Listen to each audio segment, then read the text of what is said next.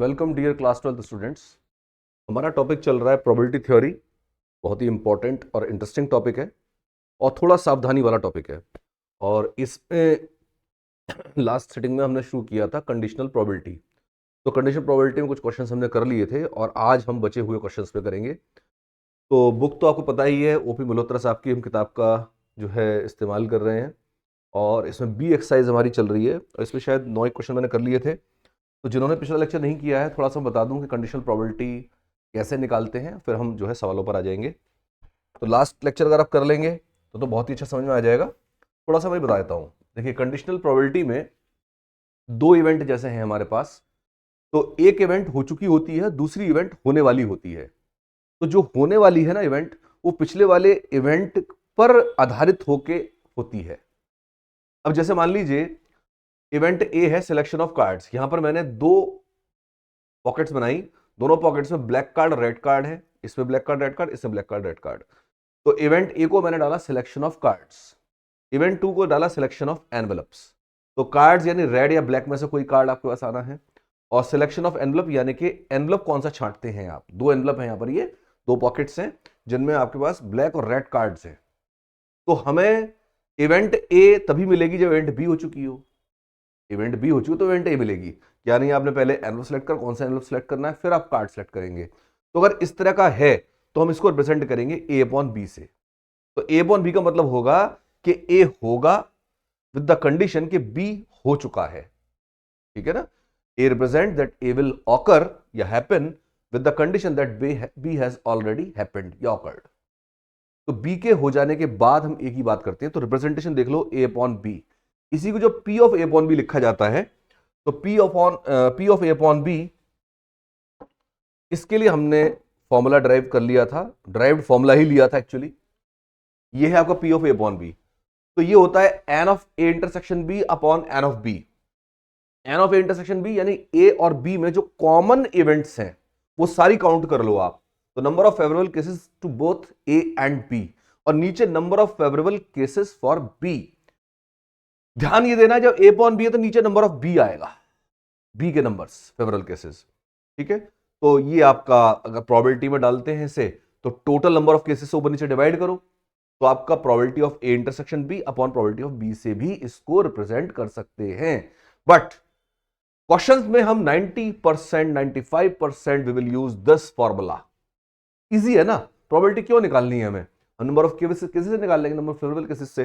लेकिन कई बार प्रोबेबिलिटी पर ही आधारित सवाल आता है कि इसकी प्रोबेबिलिटी इतनी, इसकी प्रोबेबिलिटी इतनी है, तो फिर हमें इसका ही पता होना चाहिए इस फॉर्मूले का। और बिल्कुल इसी तरह से probability of B upon A भी डिजाइन कर सकते हैं आप, N of A intersection B upon N A. ठीक है ना। ए नीचे आ गया तो ए, तो यहां पर क्या है, ए हो चुका है बी होने वाला है, या बी हो चुका है ए होने वाला है। तो ये थोड़ा सा हमें ध्यान रखना पड़ता है, बाकी तो सब सवाल आराम से हो ही जाते हैं। तो ये पूरा कंडीशनल प्रोबेबिलिटी का, और मैंने जो है ये सवाल करवा दिए थे आपको, यहां 9th क्वेश्चन तक करा लिए थे, और अब मैं ले रहा हूं 10th क्वेश्चन। आ जाइए, जिन्होंने पीछे लेक्चर नहीं करे तो प्लीज जरा पिछले लेक्चर्स आप कर लीजिए। तो पहले क्वेश्चन नंबर 10 को यहां से कट कर लेता हूं मैं। बहुत आराम से समझिए टॉपिक को। समझने के बाद सवाल करने बहुत जरूरी होते हैं। ऐसा ना हो कि सवाल आप कर नहीं रहे, बहुत दिक्कत है फिर तो। ठंड का मौसम वैसे आ गया है तो आपको जो है ठंड भी लगती है, तो भाई पहले एक बार समझ लो, ठीक है ना, और उसके बाद में फिर आप पढ़ना शुरू कीजिए, लिखना शुरू कीजिए। A coin is tossed and if the coin shows head it is tossed again. एक कॉइन को टॉस किया जाता है, उछाला जाता है, और अगर कॉइन पर हेड शो होता है, यानी हेड अगर आ जाए, तो कह रहे हैं उसको दोबारा उछाला जाता है। ठीक है। एक कॉइन को उछाला गया और देखा गया उस पर हेड आ गया, हेड आ गया, दोबारा उछालेंगे। जो दोबारा उछालो क्या आएगा, या तो हेड आएगा या टेल आएगा। ठीक है, एक तो बात ये हो गई। फिर कह रहा है but if it shows tail, अगर वो टेल दिखाता है, हेड की जगह टेल दिखाता है पहली बार में ही, पहली बार जब उछाला तो हेड की टेल अगर दिखाता है, then a die is tossed, तब एक डाइस को, ये डाई गलत लिखते हैं, डाइस होता है, सिंगल के लिए डाइस होता है, प्लूरल के लिए डाई होता है। अब ये थोड़ी गलती कर रहे हैं। Then a die is tossed, dice is tossed if 8 possible outcomes are equally likely. तो देखिए 8 पॉसिबल आउटकम्स कौन से हुए, जरा इसको समझते हैं पहले। Find the probability that the dice shows a number greater than 4 if it is known that the first throw of the coin results in a tail. तो पहले मैं यहां पर सैंपल स्पेस लिखूंगा। मैंने जो सवाल पीछे कराए हैं उनमें भी आपको मैंने इसी कायदे से सवाल कराए हैं कि आप लोग जो है पहले सैंपल स्पेस ड्रॉ कीजिए, सैंपल स्पेस को समझ लो पहले। तो सैंपल समझ में आ जाएगा तभी आप इवेंट ए और इवेंट बी की बात करेंगे। तो उसी रूल को हम फॉलो करते हुए चलेंगे। तो सैंपल स्पेस, सैंपल स्पेस, इसमें कौन कौन से एलिमेंट्स आएंगे? तो देखो जब कॉइन उछाला गया है तो हेड आएगा, टेल आएगा। तो मान लीजिए हेड आता है आपके पास, तो हेड आने पर फिर कह रहे हैं कि उसको दोबारा उछाला जाता है। तो हेड अगर पहली बार में आया दूसरी बार भी हेड आ सकता है, और पहली बार अगर हेड आया तो दूसरी बार टेल भी आ सकता है। ठीक है ना? तो हेड है, टेल टेल। अगर हेड आता है पहले तो, लेकिन अगर कह रहे टेल आता है, अगर टेल आता है तो फिर कह रहे हैं डाइस को रोल किया जाता है। डाइस को रोल करना कहते हैं ऐसे ऐसे छोड़ना। ठीक है ना? डाई कॉइन को उछाला जाता है, टॉस किया जाता है, और डाई को टॉस नहीं करते, डाइस को टॉस नहीं करते, उसको रोल करते हैं, ऐसे छोड़ देते हैं ना, रोल करना। तो कह रहे हैं अगर डाइस को रोल करते हैं तो डाइस पे क्या आ सकता है? 1 2 3 4 5 6, 6 में से कोई भी नंबर आ सकता है। तो T1, T2, T3, T4, T5 और T6। तो ये 6 आउटकम यहां से हो सकते हैं। तो आप देख लो, 2 तो ये हो गए, 6 ये हो गए, 8 आउटकम। उससे बड़ा क्लियर कहा, if 8 possible outcomes are equally likely, in 8 में से कोई सा भी आउटकम आ सकता है। They are equally likely supposed. Find the probability that dice shows a number greater than 4। तो इसको मानूंगा मैं इवेंट ए। तो लेट इवेंट ए, बिल्कुल मैंने इसी प्रोसीजर पर सारे सवाल किए हैं, बिल्कुल आप सारे सवाल देखो करो। इवेंट ए, इवेंट ए है द डाइस, मैं डाइस ही लिखूंगा, मैं क्यों गलत लिखूं? Dice shows a number, dice shows a number greater than 4, greater than 4। ठीक है?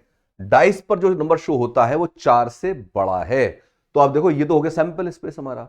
अब इसमें आप देखिए 4 से बड़े नंबर कौन कौन से हैं? T5, T6। तो ये आपके सेट ए को डिजाइन कर देंगे। तो सेट ए में लिखूंगा, सेट ए में एलिमेंट्स आ गए T5 और T6। सैंपल स्पेस अब देखो ये है, हमेशा सैंपल स्पेस को पहले ड्रॉ करो तभी आपका सवाल हो पाएगा। मैं आपको इतने डिटेल में करा रहा हूं, आधा नंबर भी नहीं काट सकता कोई। आधा नंबर भी काट ले तो गुनाह करेगा वो, उसको पाप लगेगा अगर इसमें से आधा नंबर भी काटेगा तो। T5, T6, तो यहां पर आपके पास आ गए 2 इवेंट्स। तो यहां पर क्या बात थी? That the dice shows a number greater than 4, 4 से बड़ा नंबर आता है, तो ये 2 आएंगे। इसके बाद आ जाइए event B, event B, event B, if it is known that the first throw of the coin results in a tail. पहला थ्रो कॉइन का जो आता है वो टेल आता है। तो अब जो टेल आता है तो इसमें लिख देता हूं फर्स्ट थ्रो, बिल्कुल वैसे ही जैसे लिखा है वैसे उतार दो, इसमें अपनी अकल नहीं लगा रहा हूं मैं, जो लिखा है वो उतार दे रहा हूं। और ये सबसे बड़ी अकल है, जो लिखा है वो उतार दिया ना, सबसे बड़ी अकल की चीज है ये। First throw of the coin results in a tail, results in a tail, first throw of the coin results in a tail। पहला जो थ्रो है वो रिजल्ट करता है टेल में। तो अब सेट बी बना लो। सेट बी में कौन कौन से एलिमेंट्स आएंगे? सेट बी में टेल वाले एलिमेंट्स आएंगे। तो टेल वाले एलिमेंट्स कौन कौन से हैं साहब? टेल वाले एलिमेंट्स सारे ये हैं।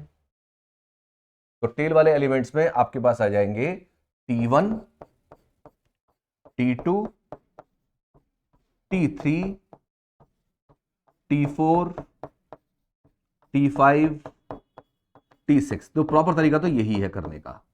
अब झटपट झटपट आप कैसे भी करना चाहो आपकी मर्जी है, मैथडोलॉजी तो यही रहेगी करने की। If it is known that the first throw of the coin results in a tail. तो ये सैंपल स्पेस के 6 एलिमेंट यहां पर आ गए। अब मुझे चाहिए set A intersection B, set A intersection B. This is जो एलिमेंट्स कॉमन आ रहे हैं वो आप देख रहे हो, यही दोनों हैं। तो ये आ रहे हैं T5 और T6, दोनों आ गए हैं ये। तो मुझे चाहिए क्या, यहां पर कह रहे हैं क्या चीज नोन है, देख लेना, वो नीचे आएगा। जो नोन है या जो गिवन है या जो हो चुका है, ये सब एक ही बात है।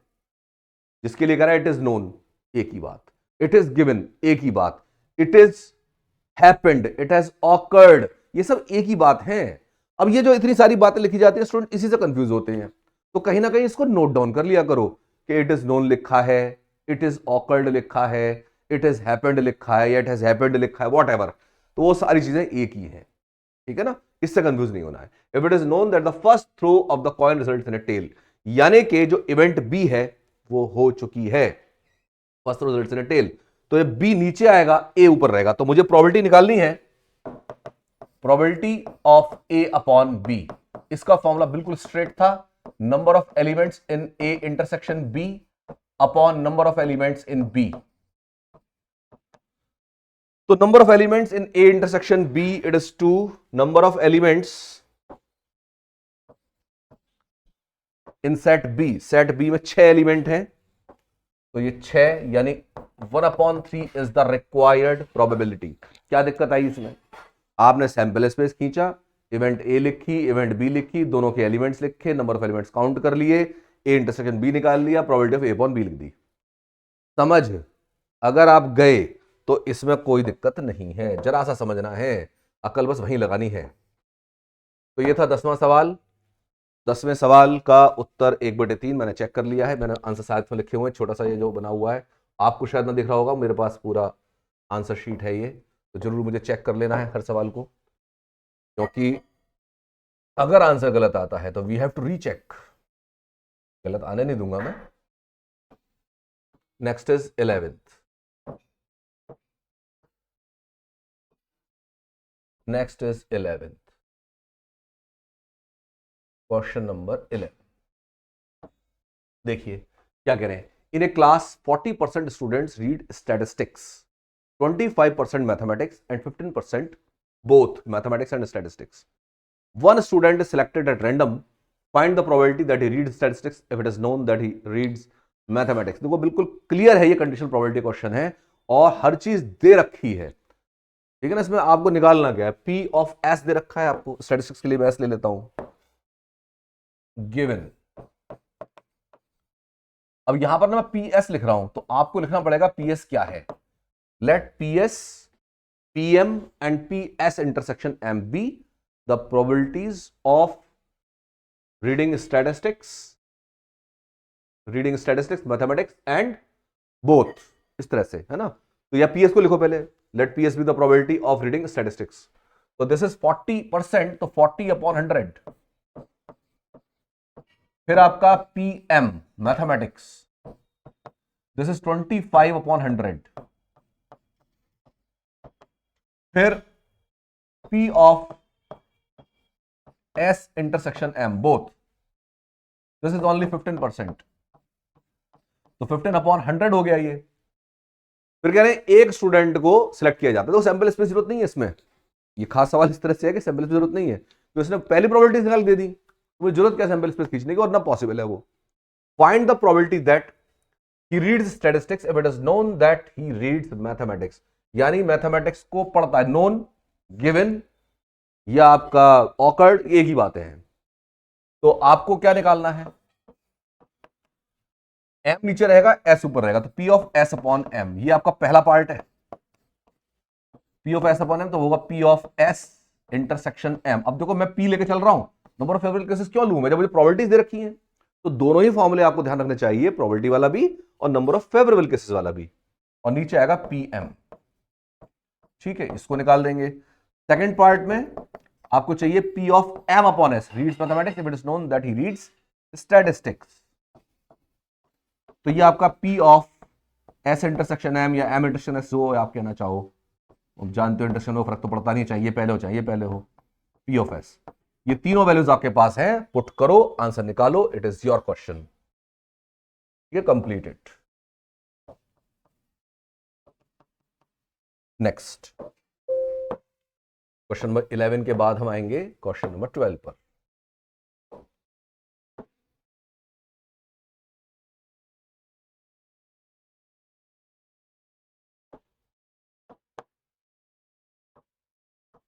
क्वेश्चन 12 में, इन ए सर्टेन स्कूल, एक स्कूल में 20% students failed in English, 15% students failed in mathematics and 10% student failed in both. A student is selected random. If he failed in English, what is the probability that he also failed in mathematics? It is the same question जो भी आपने करा है, same as 11th. बस वो fail हो गया पास की जगह पर, रीड्स की जगह पर. Same as 11. So this is also your child. इसको अच्छे से कर लेना. इसके बाद आ जाइए question number 13.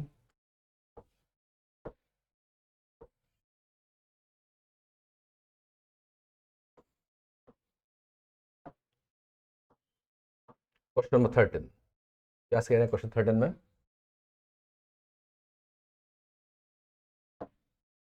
One card is drawn from a well shuffled pack of 52 cards. 52 cards हैं आपके पास, अच्छे से गड्डी फेंटी हुई है. If E is the event, the card drawn is a king or an ace. And F is the event, the card drawn is an ace or a jack. Jack समझते हैं ना, गुल्ला, गुलाम. और एस कहते हैं इक्के को, किंग तो किंग है ही, एस और ए जैक, एस यानी इक्का, ठीक है, ये आ गया. Then find the probability of conditional event E upon F. E upon F is the conditional event, तो पी ई अपॉन एफ चाहिए मुझे. तो पहले मैं जरा ई और एफ को ठीक से लिख लूं और उसके बाद में इनकी बात करते हैं. 52 कार्ड्स हैं तो ये सैंपल स्पेस हो गया. जितने भी कार्ड्स हैं सारा सैंपल स्पेस है 52 कार्ड्स का. तो given we have event E. Event E is the event, the card drawn is a king. The card drawn, the card drawn is a king or an ace. The card drawn is a king or an ace. Event F, event F, event F. Event F है the card drawn is an ace or a jack. लिखने का तरीका बड़ा important है पूरी probability के अंदर. तो ई इंटरसेक्शन एफ क्या हुआ? Event E intersection F, the card drawn is a king और an ace. Intersection common, the card drawn is an ace और a jack. The card drawn is an ace. This is the intersection. दोनों में common क्या आ रहा है? The card drawn is an ace. जो card अब निकाला जाएगा वो एस होगा. नाउ व्हाट, हमें चाहिए प्रोबेबिलिटी ऑफ ई. अब ई प्रोबेबिलिटी निकालेंगे. इसमें मैंने कहा ना दोनों तरह सवाल होते हैं, नंबर ऑफ फेवरेबल इवेंट से भी और प्रोबेबिलिटी से भी. ठीक है, धीरे धीरे इसको समझ में आता है कौन सा क्या लग रहा है. बहुत सिंपल सा प्रोसीजर है और आपकी इंट्यूटिव जो प्रॉपर्टी है ना उससे सारे सवाल होते हैं. पीई, प्रोबेबिलिटी ऑफ ई. जो कार्ड आप निकाल रहे हैं वो किंग है या एस है. तो कितने किंग होते हैं? 4. और कितने एस होते हैं? 8. तो total number of favourable cases हो गए 8 और टोटल नंबर ऑफ केसेस कितने हैं? 52. 4 बादशाह और 4 इक्के, 8 टोटल कार्ड हुए और 52 टोटल कार्ड्स होते हैं. तो पीई आ गया 8152. पीएफ की बात करें the card drawn is an ace और ए जैक. आप समझ सकते हैं ये भी 8 ही है. 8/52 52. और P of E intersection F common. Now this is only one card. The card drawn is N if, sorry 4 card होते हैं इसके. तो 4 और अपॉन में 52, 4 एसेस, तो 4/52. हमें क्या चाहिए? PE upon F. PE upon F. तो कोई सवाल में सब चीजें दे रखी हैं ऑलरेडी, तो इसलिए इतना बड़ा सैंपल स्पेस नहीं बनाना आपको. इवेंट ई और एफ से सब चीजें लिखने की जरूरत नहीं है. नंबर ऑफ एलिमेंट्स वो सब सिंपल वर्क है. इतना बड़ा सैंपल स्पेस है ना 52 का, वो थोड़ा लिखेंगे हम. P E upon F, P E upon F हो जाएगा आपके पास P of E intersection F upon P F. Now P of E intersection F 4/52 और पी ऑफ एफ 8/52। नाउ यहां पर आप कह सकते हैं थोड़ा सा एक्सपीरियंस काम कर रहा है, मुझे पता था 52 सब में ही आना है, तो 52 मैंने कट नहीं करा कहीं भी, तो बेटर था। तो 52 पूरा एक साथ कटेगा और 1/2 इज द आंसर, 4/8। ठीक है, तो ये हो जाता है क्वेश्चन नंबर 13। तो क्वेश्चन नंबर 13 हो गया है हमारा, और इसका आंसर भी चेक कर लीजिए, अपनी बुक में आप चेक कर सकते हैं, 1/2 आंसर आ रहा है इसका। Now the question number 14।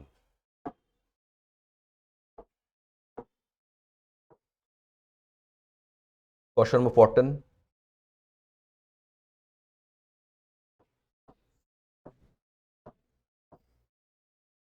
14, में कह रहे the two coins are tossed once, दो कॉइन्स को एक साथ उछाला गया है। Where is the event, tail appears on one coin, F is the event, one coin shows head, is the event, no tail appears, F is the coin, F is the event, no head appears. तो पहले मैं first वाले की बात करता हूं। दो coin अगर उछाले गए हैं एक बार, है ना, तो उनमें जो सैंपल स्पेस आएगा पहले उसे लिख लेते हैं। 1 और 2 के लिए सेम सैंपल स्पेस काम कर रहा है। सैंपल स्पेस, जब आप दो कॉइन टॉस कर रहे हैं तो सैंपल स्पेस में दोनों हेड आ सकते हैं, एक हेड एक टेल, तो पहले हेड फिर टेल, या पहले टेल फिर हेड, या दोनों टेल। ठीक है, तो इस तरह से आपके पास ये चार आउटकम्स इक्वली लाइकली हैं। Now first part, event E से लिखा ही हुआ है, tail appears on one coin, तो आप चाहें तो एन ऑफ ई लिख लीजिए डायरेक्ट, या उतार लो क्वेश्चन को। इवेंट ई लिखना चाहिए भाई, जितना से लिखा है ना लिखना चाहिए। Event E, tail appears on one coin, एक कॉइन पर टेल अपीयर होती है, तो इसके लिए जो नंबर ऑफ फेवरेबल केसेस है, number of favourable cases for E, लिखू पूरा, चलो पूरा लिख लेते हैं। Set E, set E, set E में कौन कौन से एलिमेंट्स आएंगे, एक टेल पर कॉइन, कॉइन पर एक टेल आना जरूरी है, तो ये तीनों हैं। Tail appears on one coin, अच्छा एक कॉइन में टेल, तो डबल टी नहीं आएगा, एटलीस्ट होता वन टेल तो होता, एक कॉइन पर टेल, तो एच टी और टी एच। अगर ये होता है एटलीस्ट ऑन वन कॉइन तब डबल टी भी आ जाता, इसने कहा एक सिक्के पर टेल होना चाहिए, तो टी एच और एच टी ये दोनों एलिमेंट्स आएंगे। Event, sorry, event F, one coin shows head, one coin shows head, तो सेट एफ, इसमें एलिमेंट्स कैसे आएंगे, एक पर हेड आता है, तो ठीक है यही दोनों आ जाएंगे, एच टी और टी एच।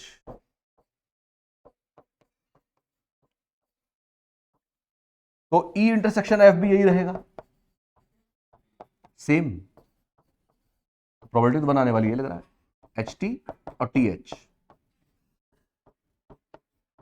श्योर इवेंट है ये, एच टी और टी एच। तो आपको चाहिए पी ऑफ, यही कर देता हूं, P of E upon F, P of E upon F, तो P of E intersection F upon P F. बेशक आप चाहें तो प्रोबेबिलिटी लिखो, नंबर वैल्यू से ज्यादा सही रहेगा, कि जो नंबर की बात करें नंबर ही लिखना चाहिए, number of elements, number of elements in E intersection F, count हो गया ना सीधे सीधे, तो ये दो, और एफ में भी दो एलिमेंट, 2/2, सो दिस इज 1, तो probability of E upon F is 1। अच्छा, अब सेकंड की बात करते हैं, सेकंड पार्ट की।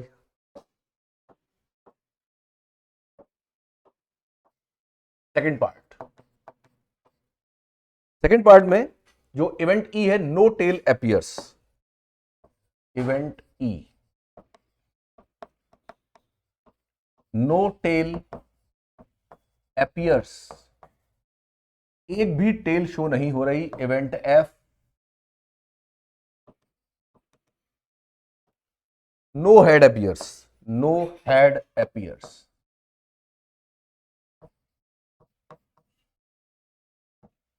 तो सेट ई क्या हुआ?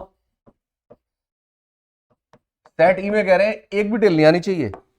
अगर एक भी टेल नहीं आएगा दोनों एच आएंगे, है ना, ये वाले तीनों केस हैं।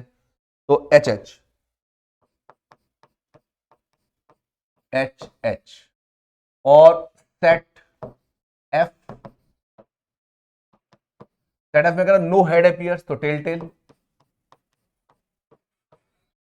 अब जरा ई इंटरसेक्शन एफ निकाल दो, क्या कोई कॉमन एलिमेंट आ रहा है? नथिंग, तो एम्प्टी सेट 5। तो P of E intersection F या N of E intersection F 0, N of E intersection F 0, ये 1, यही N ऑफ एफ। और जो आपका N of E intersection F है 0, जिस बताया मैंने। आपको चाहिए P of E upon F, P of E upon F, this is N of E intersection F upon NF। Now it is surely 0, क्योंकि ई इंटरसेक्शन एफ में कोई भी एलिमेंट नहीं आया है। सो प्रोबेबिलिटी इसमें एक पार्ट की 1 आई, दूसरे पार्ट की 0 आई। This was our question number 14। तो 14 में देखें तो आंसर है हमारे 1 और 0, बिल्कुल ठीक। तो मैं जरा इस वाले पेज को यहां से पूरा कॉपी मार ले रहा हूं, और बार बार मुझे ऊपर नीचे इतना नहीं करना पड़ेगा। ठीक, तो यहां से 15 कट कर रहे हैं।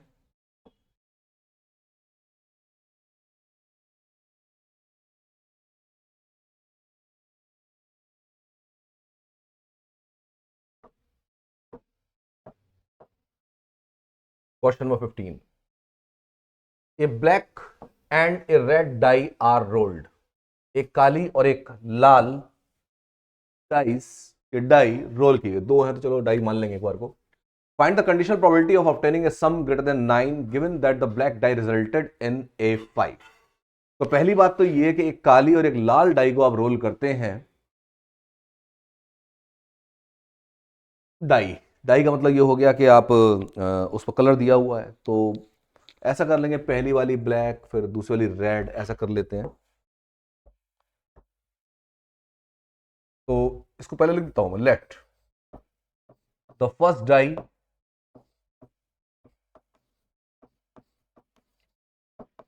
B black and second die dice be red, therefore the sample space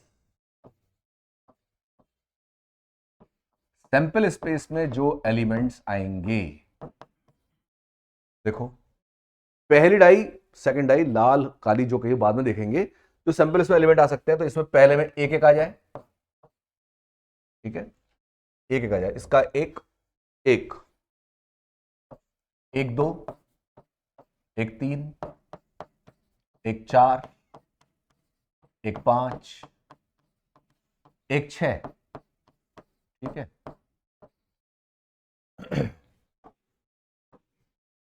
और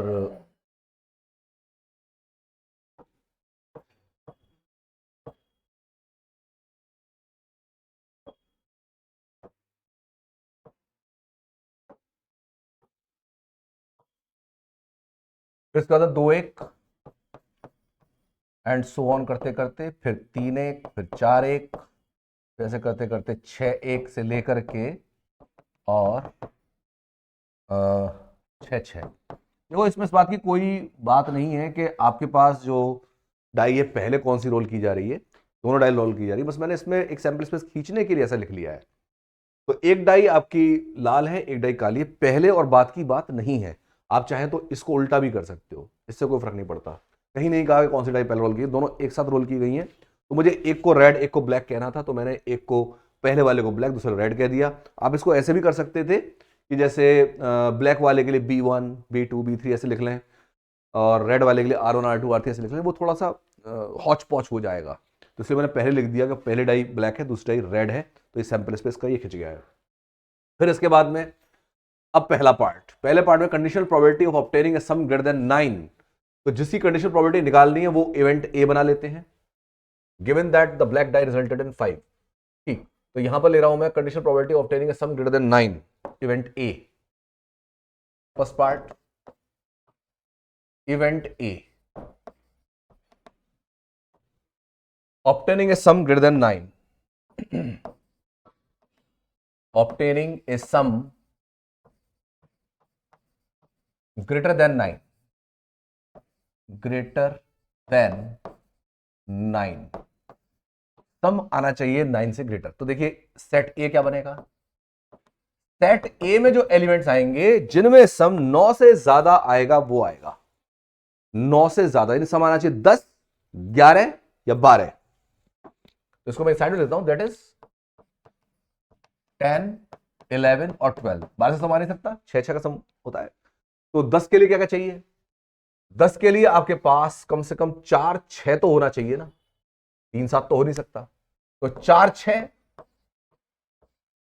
6, 4 भी आ सकता है, फिर 3, 7 नहीं हो सकता, 5, 5 आ सकता है। ये 10 के लिए हो गए दोनों, ठीक है।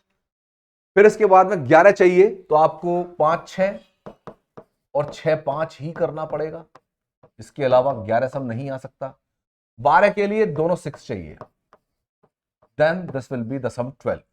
तो this will be the set a obtaining a sum greater than 9, greater than 9, 9 भी नहीं लेना है, 10, 11 या 12। फिर लेते हैं इवेंट बी। इवेंट बी में देखें क्या कह रहे हैं, इवेंट बी के लिए कहा जा रहा है given that the black die resulted in 5, black dye, I will say dice resulted in 5। तो इसके लिए सेट बी, अब जरा देख लो जो मैंने पहले ही कहा था कि बी के लिए मैंने लिया सेकंड, बी के लिए पहला डाइस।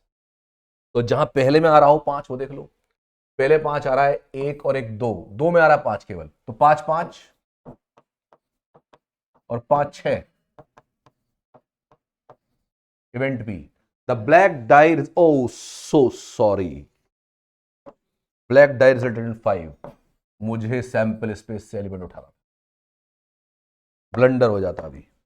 तो ब्लैक डाई रिजल्टेड इन 5, तो पहली डाई मेरी ब्लैक है, तो 5 वाले सारे एलिमेंट, 5 वाले जिन्हों 5 पहले आ रहा है, तो 5, 1, 5, 2, 5, 3, 5, 4, 5, 5 और 5, 6। देखो सैंपल स्पेस खींचने से, इवेंट्स को लिखने से मिस्टेक होने चांसेस रिड्यूस हो जाते हैं।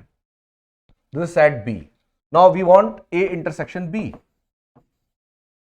What is A intersection B, जो कॉमन एलिमेंट्स हैं, तो बिल्कुल क्लियर है, 5, 5 और 5, 6 ही हैं दोनों, 5, 5 और 5, 6 ये हमारे पास। तो अब मुझे चाहिए probability of A upon B,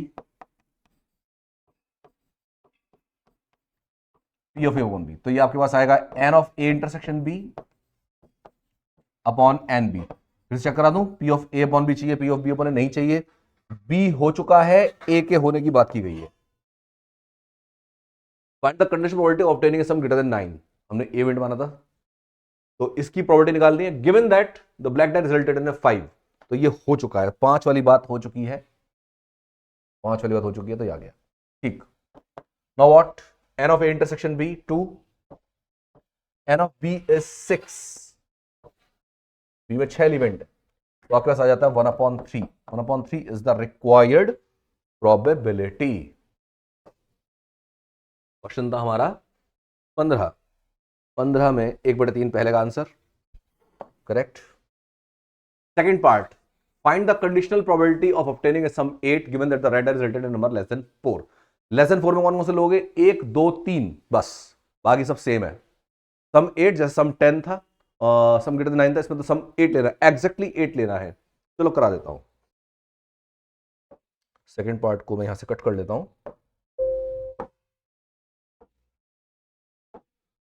second part को कट कर लेते हैं। सैंपल स्पेस तो वही है हमारा पूरा,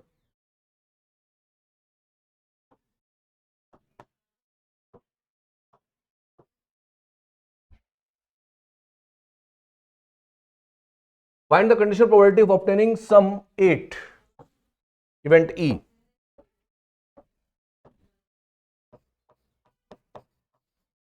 Event E, obtaining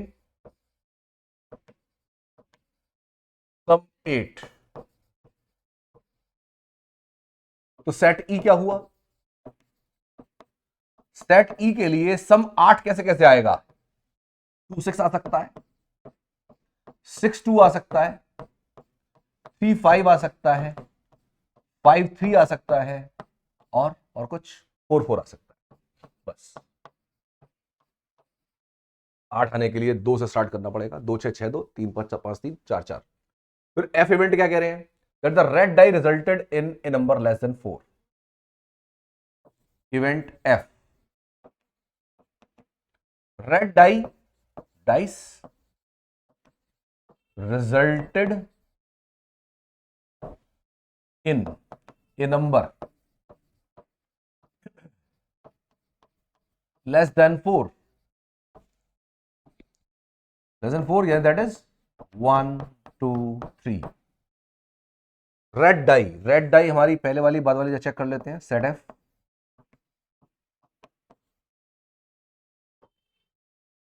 red dye हमारी थी दूसरी वाली, ओके, दूसरी वाली। तो दूसरे भाई एक यानी 2 1 आ सकता है। 1 के ले रहा हूं पहले मैं, 2 1 1 1 ही तो आएगा, 1 1 2 1, ओके, 1 1 2 1 3 1 4 1 5 1 और 6 1। सेकेंड डाई रेड है हमारी, इसलिए मैं कह रहा हूं रेड डाई के लिए बाद में 1 लिया है मैंने, तो बाद में 2 आ जाए तो 1 2 2 2 3 2। जितना ज्यादा आप एक्सपैंड करोगे ना अपने सॉल्यूशन को, उतना ज्यादा आपको बेनिफिट होगा। अपना बेनिफिट चाहते हो, अपना भला चाहते हो, तो पूरा एक्सपैंड करके लिखना। 4 2 5 2 6 2। जहां आपने झल्लाट में जो है छोटा छोटा करना शुरू करा ना सवाल को, यार ये क्या है बार बार लिखना पड़ रहा है, उतना ही आप अपने साथ नाइंसाफी करोगे। ब्रेन को आप ट्रेन कर दोगे भागने के लिए उल्टा सीधा, उल्टा सीधा भागने में टक्कर लगती है उल्टी सीधी। तीसरा 3 आ जाए तो 1 3 2 3 3 3 4 3 5 3 और 6 3। तो ये मेरा कह लीजिए फेवरेबल केसेस आए सेट एफ में। Red die resulted in number less than 4 के लिए, लेस देन 4 कहा है। तो अब मुझे चाहिए प्रोबेबिलिटी, किसकी चाहिए, क्या हो चुका है, given red die resulted in number less than 4। अच्छा ई इंटरसेक्शन एफ तो निकालना पहले। सेट ई इंटरसेक्शन एफ, इसमें एलिमेंट्स कौन कौन से आएंगे? ई और एफ में कॉमन एलिमेंट्स, वो जिनका सम 8 आ रहा हो। तो देख सकते हैं आप कौन कौन से आ रहे हैं। पहले में से एक भी नहीं आएगा, है ना। इसमें देखें 6 2 आ रहा है, और इसमें देखें 5 3 आ रहा है। और कोई एलिमेंट हो देख लो आप। 8 सम आना चाहिए ना, तो 8 इसमें से 7 आ रहा है, इसमें 8 यहीं जाके आया, इसमें 8 यहां आ गया, तो बस ये आ गए दोनों। तो आपको चाहिए P of E upon F, क्योंकि एफ हमारा हो चुका है 4, given that red die resulted in number less than 4। therefore p of e upon f, so this is p of your number of elements in e intersection f over nf। तो n of e intersection f is 2 और n of f it is 18, 18 elements है। So this is 1 upon 9. The probability is 1 upon 9. So this was question number 15 complete. Now we come on to question number 16.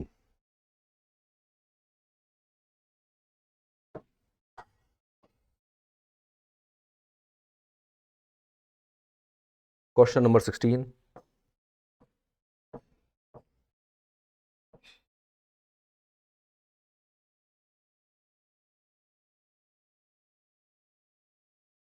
Question 16 में कह रहे हैं given that the two numbers appearing on throwing two dice. अब देखो यहां to dice लिख दिया बंदे ने, यहां टू डाई लिखना चाहिए था, यानी कहीं ना कहीं भ्रम चल रहा है डाई और डाइस में। Given that the two numbers appearing on throwing two dice are different, find the probability that the events sum of the numbers on the dice is 4। ये इनकम्प्लीट रह गया है question. Given that the two numbers, अच्छा given दिया है, find the probability. ठीक है ठीक है ठीक है, दो डाइस फेंके गए हैं, तो यहां पर आपके पास सैंपल स्पेस वही है जो पहले था। दो डाइस का जो सैंपल स्पेस होता है, two numbers appearing on throwing two dice are different. तो दो डाइस फेंके गए हैं तो 1 1 1 1 1 2 ऐसे लेकर के और लास्ट में 6 5 6 6 तक सारे 36 एलिमेंट्स यहां पर है। सैंपल स्पेस सारा नहीं लिखा मैंने, लेकिन डैश डैश डैश करके लिखा, मतलब ये है कि सारे एलिमेंट्स ऐसे आते जाएंगे, लास्ट में 6 5 6 6 मिलेगा। This is sample space. Now event E, event E में वो मानूं जिसकी प्रोबेबिलिटी मुझे निकालनी है, ये गिवन दैट है, तो मेरे को जो प्रोबेबिलिटी फाइंड द प्रोबेबिलिटी ये है, the sum of the numbers on the dice is 4। The sum, ऐसा कोई फर्क नहीं कोई सा मान लो, फिर भी एक ट्रेंड रखते हैं आपको तो फायदा रहेगा। The sum of the numbers on die, both die is 4। यहां डाई लिखना चाहिए। The sum of numbers on die is 4। तो यहां पर जो कहा गया है सम 4 आना चाहिए, मैंने इवेंट ई माना। हमेशा इवेंट ई को फिर वही लो जिसकी प्रोबेबिलिटी आपको फाइंड करनी है, जो हो चुका है उसको दूसरा ले लो, एफ जो नीचे जाएगा। तो सेट ई कौन सा बना?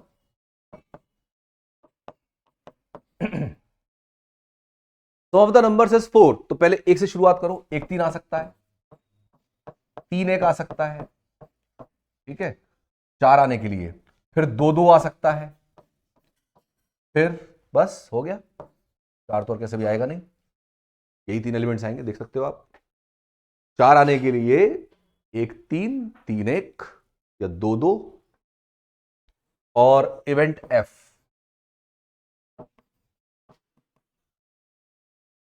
इवेंट एफ में कह रहे हैं the number appearing on dice, both dice different, the number appearing on both die is different. तो set F, सेट F लीजिए। सेट F में दोनों डाई पर जो नंबर सारे डिफरेंट आ रहे हैं, तो भैया इसमें पूरा सैंपल स्पेस, उसमें से 1 1 2 2 3 3 4 4 5 6 निकाल दो, बाकी सारे एलिमेंट्स लेने हैं। तो जैसे पूरा सैंपल स्पेस, उसमें से मैं माइनस कर रहा हूं केवल 1 1 2 2 3 3 4 4 5 5 और 6 6। थोड़ा मैंने ज्यादा बुद्धिमानी का इस्तेमाल करते हुए सारे एलिमेंट्स लिख दिए हैं। बाकी जो आपके एलिमेंट्स हैं, अगर आप चाहें तो वो सारे लिख सकते हो। इसमें 1 2 है ना, 1 3 1 4 1 5 1 6, फिर 2 2 मत लिखना, 2 1 2 3 2 4 2 5 2 6, 3 3 मत लिखना, बाकी सारे लिख दो। तो सैंपल स्पेस मेरा एस, अगर मैं यहां पर एस ही लिख देता हूं इसे, ये ऐसे एस है, तो आप चाहे पूरा लिख देना जैसा आपको अच्छा लगे। नाउ ई इंटरसेक्शन एफ, ई और एफ में कॉमन एलिमेंट्स कौन कौन से हैं? कॉमन एलिमेंट कौन कौन से हैं? 2 2 नहीं आएगा कि 2 2 इसमें भी नहीं है, तो आपको 1 3 और 3 1 मिल जाएंगे, 1 3 और 3 1, ठीक है। तो आपको चाहिए probability of E upon F. तो number of elements in E intersection F 2 और number of elements in F 6, 3 और 3 6, अरे अरे अरे 30 माइनस 36 माइनस 30 एलिमेंट्स हैं यहां पर, मैं वो सारे देख गया 30, क्योंकि देखो एस में 36 एलिमेंट होते हैं, ये 6 एलिमेंट निकालो 30 रह गए, तो 30 एलिमेंट है एफ में। तो 1/15 इज द रिक्वायर्ड प्रोबेबिलिटी, क्या लिख देना, N of F is equal to 36 minus 6 means 30 और n of E intersection F is equal to 2 just. तो 16वें का आंसर आता है हमारा 1/15। 16 का आंसर है 1/15। Yes it is. अब ले लीजिए क्वेश्चन नंबर 17।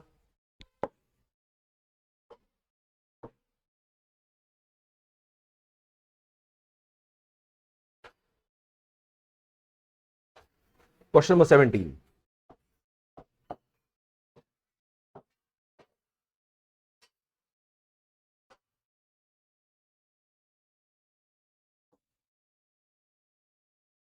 सत्रह में कह रहे हैं mother father and son line up at random for a family picture. तीनों जो है खड़े होते हैं, मदर फादर ऑफ सन, एक फैमिली पिक्चर के लिए। E son on one end, F father in the middle, find PE upon F। देखो यहां पर सैंपल स्पेस खुद से जज कीजिए क्या बन रहा है। यहां पे कह रहा है सन एक तरफ, सन एक किनारे पे खड़ा है। अगर फोटो खींच रही है तो तीनों ऐसे खड़े होंगे ना, तीन पैसेंजर खड़े होंगे।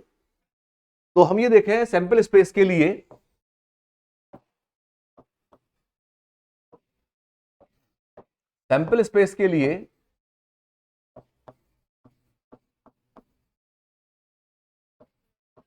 मदर फादर सन, तो M for mother, F for father, S for son. तो कैसे कैसे हो सकते हैं? Father mother son, mother father son. फिर इसके बाद देखो एस को रख के मैंने एफ को हिला लिया है। फिर आप ले लीजिए एफ एस एम, फिर आप ले सकते हैं एम एस एफ, फिर इसके बाद में आपका आ सकता है एस एम एफ और एस एफ एम। और भी तरीका हो सकता है। एफ को पहले रख करके मैंने दोनों लिखे, ठीक है, फिर उसके बाद एम को पहले रख करके मैंने दोनों लिखे, फिर एस को पहले रख के दोनों लिखे। कैसे भी समझ लो इसको, जैसा कुछ लगे। तो ये तो सैंपल स्पेस है, टोटल 6 एलिमेंट्स का सैंपल स्पेस है। Where F stand for father, M for mother equal to, मतलब लिखना चाहे वैसे लिख देना, S for son, M stand for, F stand for, S stand for, ऐसे लिख देना चाहिए। तो this is the sample space. Now what we want, event E. Event E में क्या होगा? इवेंट ई में कह रहे हैं सन on one end, son on one end. दो एंड दो हो गए ना, एक इधर एक इधर। एक सिरे पर जो है लड़का खड़ा होगा, तो एस को आप दोनों साइड से किधर भी ले सकते हैं। एक तो ये आ गया और एक ये आ गया, ये आ गया, और भी एस कहां पर है, एक एस यहां पर। तो ये 4 एलिमेंट्स आ रहे हैं, F M S, M F S और S M F, S F M. तो इस तरह से हमारे पास 4 फिगर्स आती हैं जिनमें एस किनारे पर है, एक सिरे पर। तो इवेंट एफ ये सेट हो गया हमारा, सेट ई। फिर इसके बाद में इवेंट एफ लिखिए। इवेंट एफ कैसी है? इवेंट एफ की बात है father in the middle, father in the middle, father in the middle. तो फादर बीच में आएगा तो set F, set F father in the middle. एक तो एम एफ एस आ जाएगा, father in the middle, father in the middle, S F M आ जाएगा, देख सकते हैं, फादर इन द मिडिल, ठीक है। और अब अगर मैं लेता हूं ई इंटरसेक्शन एफ का set, set E intersection F, तो एम एफ एस कॉमन आ रहा है और एस एफ एम भी आ रहा है क्योंकि एस किनारे पर है ना। तो this will be sure event. Now you need probability of E upon F, P of E upon F, number of elements in E intersection F 2, number of elements in F it is also 2, So this is a sure event. 1 is the required probability. So this was question number 17 and the probability is 1. Next question, 18th.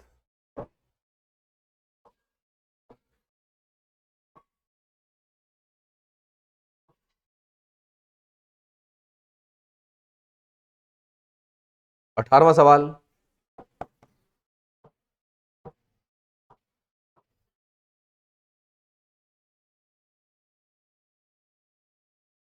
Eighteenth question क्या कह रहे हैं? Consider the experiment of throwing a die if a multiple of 3 comes up, throw the die again and if other number comes, toss a coin.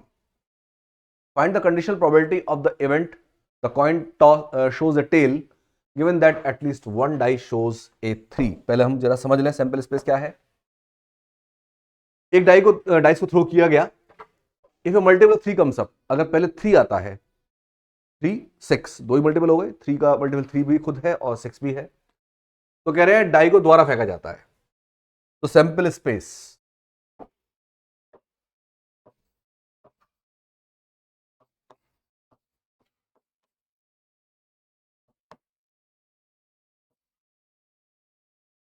अगर 3 आया, die को दोबारा role किया जाएगा. 3 1 3 2 3 3 3 4 3 5 और 3 6. अगर 3 आता है, 3 का मल्टीपल आता है, तो हम डाई को दोबारा रोल करेंगे. तो 3 का मल्टीपल 6 भी होता है, तो 6 1 6 2 6 3 6 4 6 5 और 6 6. ये बने पहले वाले केस के हिसाब से. अगर 3 आता, फिर क्या कह रहे हैं? अगर कोई और नंबर आता है तो फिर कॉइन को टॉस किया जाएगा. कोई और नंबर कैसा आएगा? आपके पास 1 आ जाए, 2 आ जाए, 4 आ जाए या 5 आ जाए. 1 आया तो आपने कॉइन को टॉस किया. 1 आया, टॉस किया कॉइन को, तो 1T या 1H, वही ऑप्शन हो सकते हैं ना इसमें. और लीजिए 2 आ सकता है, 2 आएगा तो 2T 2H. 3 आ चुका है, 4T 4H. और बताना भाई कैसा लगा आप लोगों को ये प्रोबेबिलिटी को जब आप पढ़ रहे हैं, तो कैसा लग रहा है आपको? कमेंट्स जरूर करना. बहुत डिटेल में बताया मैंने. इसको आप करेंगे तो मैं समझता हूं बिल्कुल आपको प्रॉब्लम नहीं आनी चाहिए. फिर इसके बाद 5T 5H. तो बात हो रही थी 2 तो यहां चौके 3 और 6, 1 2 4 5. ठीक है, तो यहां पर ये हमारा पूरा सैंपल स्पेस बन करके आया है. और अब मुझे चाहिए इवेंट्स.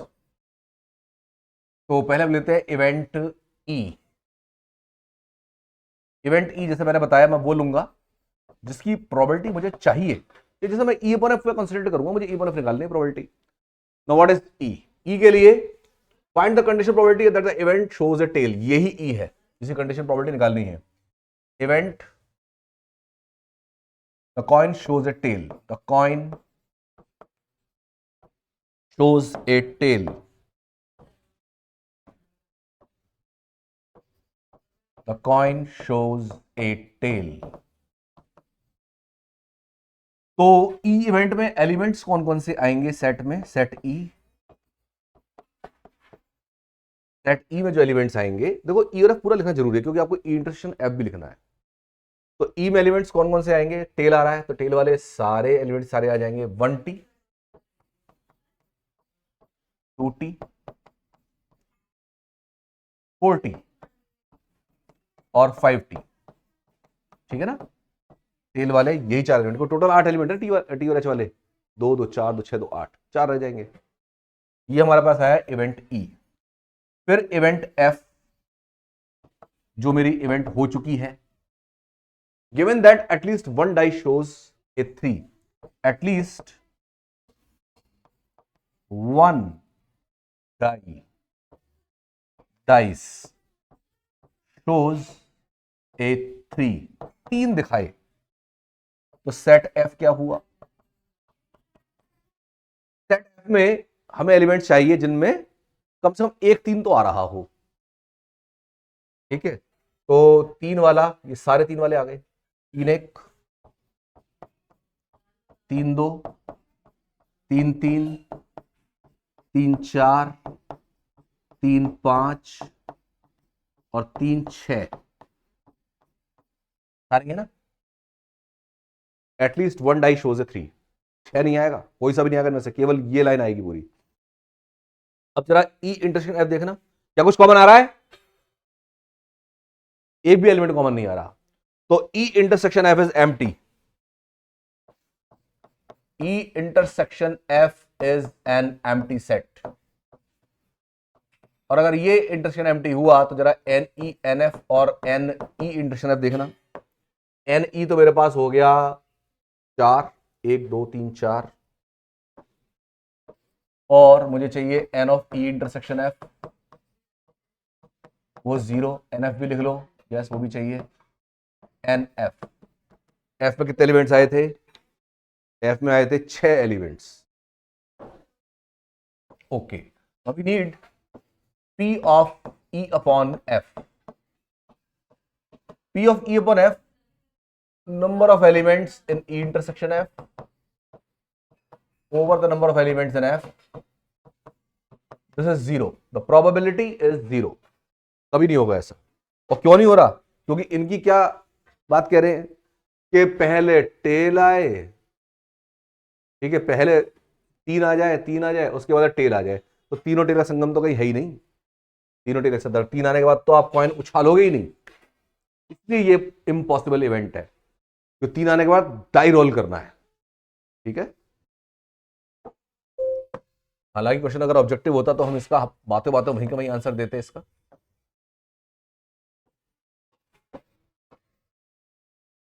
एटीन्थ क्वेश्चन हो गया हमारा। अब आ जाइए now we are with 2 questions. 2 सवाल रह गए, रह जाते हैं। क्वेश्चन नंबर 19, इसको मैं यहां से कट कर लूं।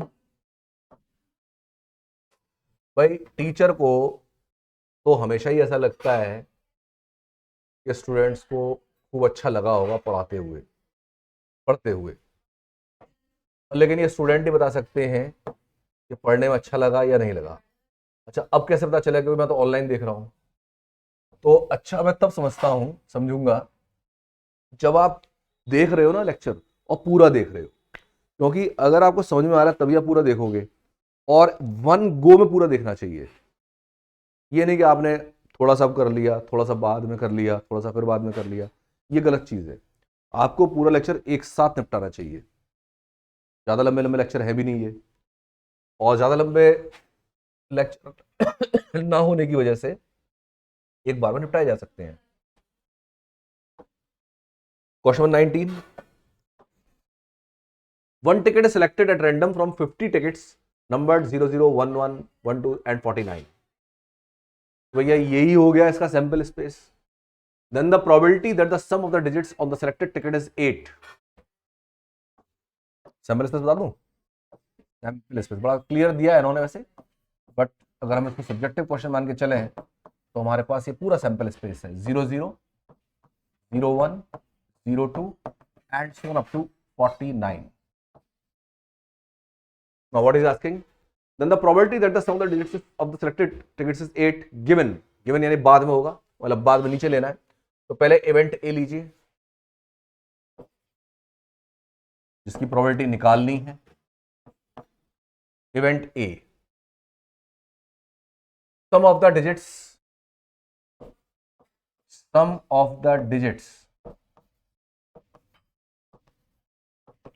On ticket is 8। सम 8 आना चाहिए, तो सेट ए क्या हुआ? सम 8 कैसे आएगा? अगर 08 आया तो आ जाएगा 08, 17 आया तो आ जाएगा 26, 35, 44। तो एक तरह से 3 और 2 5 एलिमेंट्स हैं इसमें जो आ जाए, ठीक है ना। 8 समाने के लिए 0 8 17 26 35 44। नाउ इवेंट बी जो हो चुकी है, given that the product of the these digits is 0, product of the digits, product of digits on the ticket is 0। अगर 0 की बात कर रहे हो तो सेट बी में कौन कौन से एलिमेंट्स आएंगे? देखो सेट बी लिख रहे हो, सेट ए से कंपेयर मत करना ऐसे कभी भी, आपको सैंपल स्पेस से एलिमेंट उठाने हैं। सेट बी में कौन से एलिमेंट्स आएंगे? सेट बी वो एलिमेंट आएंगे जिनका प्रोडक्ट 0, तो 0 0 आ जाएगा, 0 1 0 2 0 3 0 4 0 5 0 6 0 7 0 8 0 9 फिर 10 20 30 40। 0 चाहिए ना 0 के लिए, 50 है नहीं, तो कितने डिजिट्स हो गए साहब? 0 से लेकर 0 तक 10 तो ये हो गए, 4 14, 14 डिजिट्स हैं टोटल बी में, और मुझे चाहिए A intersection B, set A intersection B. तो सेट ए इंटरसेक्शन बी में कॉमन एलिमेंट्स कौन कौन से हैं जिनका प्रोडक्ट 0 आ रहा हो? तो ये 0 8 यही एलिमेंट है केवल, 0 8 the loan element, singleton set 0 8, और तो कोई एलिमेंट आएगा नहीं जिससे 0 0 प्रोडक्ट आ रहा हो। तो इसका मतलब एन ऑफ ए की बात करो तो इसमें है 5 एलिमेंट। एन ऑफ बी इसकी बात करो तो एन बी में है 14 एलिमेंट, और n of A intersection B इसमें केवल एक एलिमेंट। हमें चाहिए probability of A upon B, तो n of A intersection B upon N B. Now this is just 1 upon 14, और इसका मतलब आपका ऑप्शन बी करेक्ट हो जाता है, therefore B is correct. So this was question number 19 for you. Now we come to the last question of the exercise, question number 20.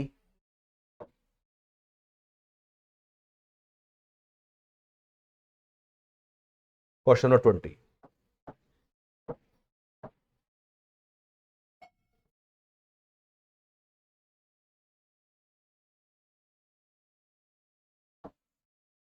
If A and B are events such that P of A upon B is equal to P of B upon A, then A is subset of B, but A is not equal to B.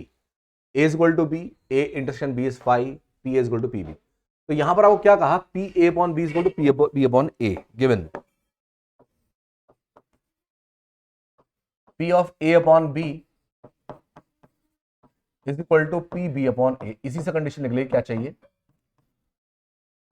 ये होता है P of A intersection B